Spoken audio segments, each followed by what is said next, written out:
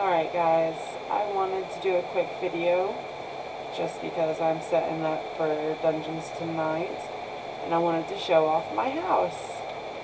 So this is the Psijic, the Psijic Villa, the Grand Psijic Villa, and it's a notable house. And you got this house if you played through the Psijic expansion, and it's located in Artium. I think that's how you pronounce it. But if you played through that expansion, you got this house for free, and I was so excited because I'm generally not into the free houses that they offer, but very excited about this one. So as you can see, they've done some different stuff with like the animals. Now you can make your animals walk in a specific path. You can even control how fast they run. It does cause some complications if you do this with your banker and your merchant, because it's kind of a little bit hard to get them to stop, but you can make it where they stop, so it's all customizable now. You'll notice everything that is not this marble is something that I've put up here. And we'll go through each one of the little wings. I haven't done a whole bunch of work on this side because I was focusing on the other one. I added in some statues. I absolutely love the views in Elder Scrolls and all the games. But yeah, most of these I bought in little packs whenever they came out on sale, just because I'm always about the decoration for my house. It's one of my main hoarding things, and I was so happy whenever they released this kind of content, because I'm the type that I like to hoard. I like to show achievement for stuff that I've seen or gotten throughout the years. So the fact that they let me store it all in one house so I can show it off is awesome. Now, I haven't done anything with this area over here, just because I'm hoping that there's going to be some kind of water pack that comes out. This is all underwater. It's got a pretty little waterfall over there. But we will see, so I'm kind of keeping that just as it is. I haven't done a lot with this area over here either. But on this other side, there's not really much space left, which is what I was going for. This is my little entranceway and fountain. So we'll start up here with my little temple set up. I think this is a light. I thought it was. It might just be a glow stick, only shows up at night. Which I don't think it really gets night here, because it always seems like the sun is setting, which works perfectly for my little Halloween area. Halloween is my favorite holiday. It's my birthday, so I'm all about. Now, I don't ever play on Halloween night because I always have a get together, but I definitely play during the Halloween events. Now, this area over here is actually one of my favorites, and it was one of the things that most excited me about this entire house. So you can go up here and get a nice little view of the ocean. Super pretty. Death rocks down there. But I don't know how many of you watched Pocahontas whenever you were younger, but I definitely did. And this little waterfall was specifically made so that you could do a little Pocahontas dive off of it. It's good. They even have staircase right here, which I love that. Again, haven't done a lot of decorating over here. I'm getting there. At some point this will all be Halloween, because it is just going to stretch all the way over here.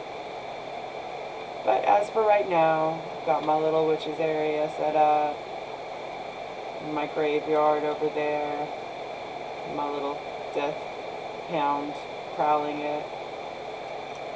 So that's the outside. Now we're going to go in.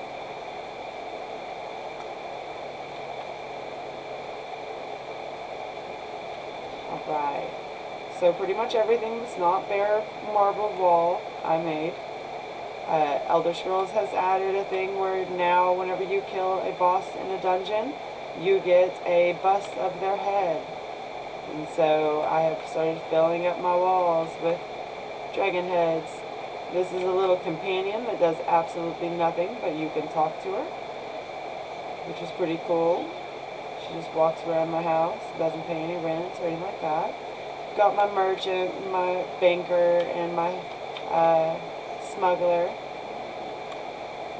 which I don't have them walking around because, like I said, it's annoying to have to chase them down.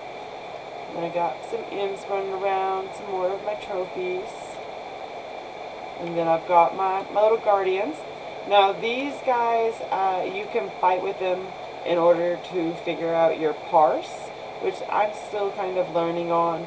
It's based off of how much damage you can do, and if you do your attacks correctly, it'll build up the damage, and it's basically kind of like a test of your own strength. They don't attack you back, but it does show how much damage they would do if you were attacking them. And so I got a couple of them with I think housing packs, and then I got a couple of them from, honestly, I'm not quite sure. I think he came from a housing pack, and I know that one came from a housing pack because it was a Halloween pack last year. Can't remember where this dude came from, but I love him. Again, with all of the busts and the music boxes that I'm really not quite sure what the point of is of them. I think I got these for free, or I bought them for super cheap out of one of the guild auction houses. I always try to support my guild, so I'll go in there and I'll buy just random crap just to see what it looks like. You get this whenever you complete the Argonian area. I can't for the life of me remember what it's called.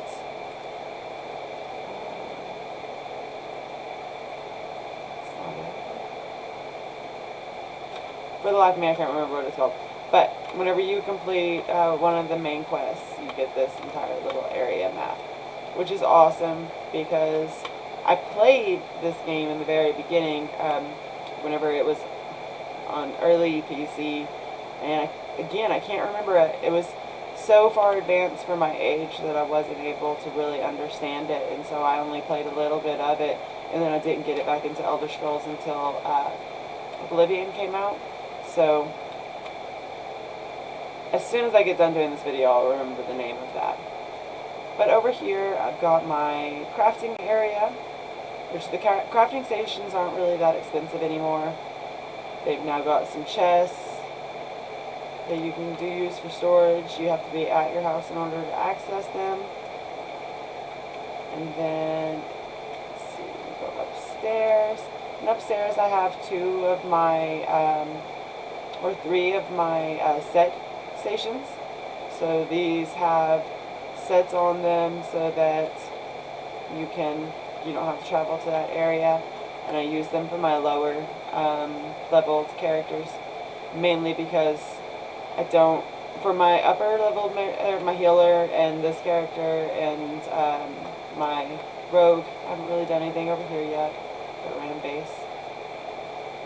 But for those ones, their sets are dungeon sets, so they're better than any of the sets that you can make online. I haven't done a whole bunch with either one of the bedrooms. So this is the spare bedroom. Just got a whole bunch of beds in here, some art.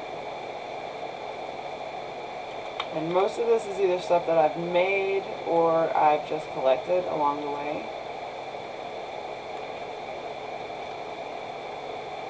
The other side is my main bedroom.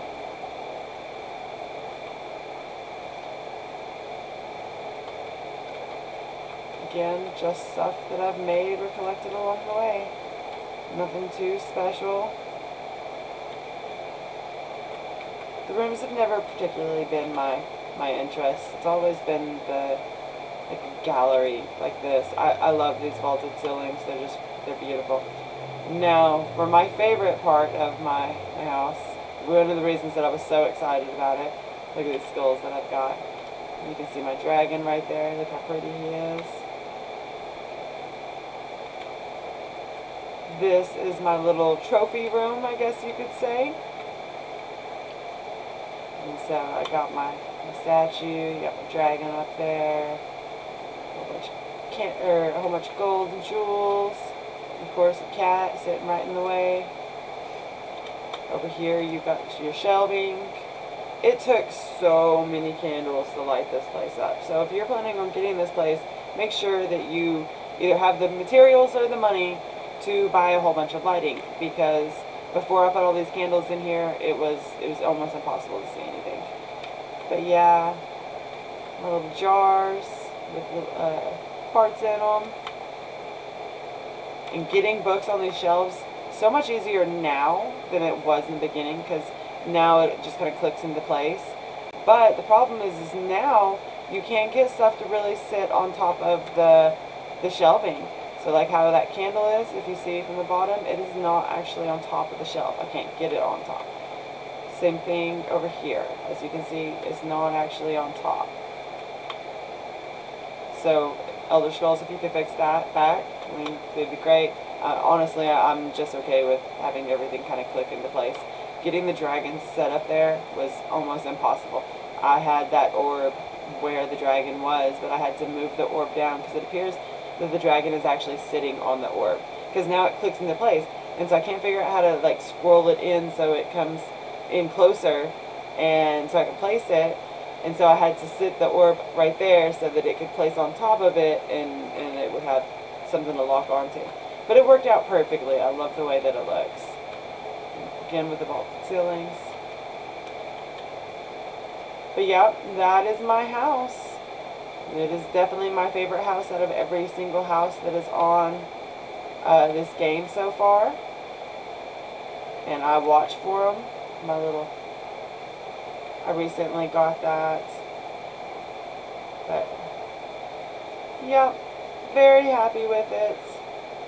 Still gotta add some more busts up on my wall. Gonna go all the way up to the ceiling.